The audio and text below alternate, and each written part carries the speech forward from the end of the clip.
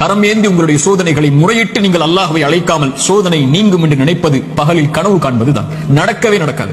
இறைவனை அழைத்தால் தான் சோதனைகள் நீங்கும். நபிமார்கள் அழைத்தார்கள். நபி யூனுஸ் அழைத்தார்கள் அல்லாஹ்வை, லா இலாஹ இல்லா அன்த சுப்ஹானக் இன்னி குன்து மினல் ஸாலிமீன்.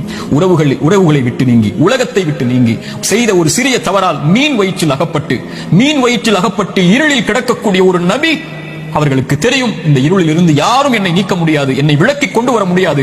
மீன் வயிற்றுடைய இருள் சூழ்ந்திருக்கிறது. உங்களுடைய வாழ்க்கையும் இருளால் சூழப்பட்டிருந்தால் அல்லாஹ்வுடைய தூதர் சொன்னார்கள், யூனுஸ் அழைத்த அந்த பிரார்த்தனையை நீங்களும் அழையுங்கள், அல்லாஹ் உங்களையும் அந்த பிரச்சனையில் இருந்து நீக்குவான். லா இலாஹ இல்லா அன்த சுப்ஹானக், வணக்கத்துக்குரிய இறைவனை, உன்னை தவிர வணங்க தகுதியானவன் யாரும் இல்லை, நீ பரிசுத்தமானவன்.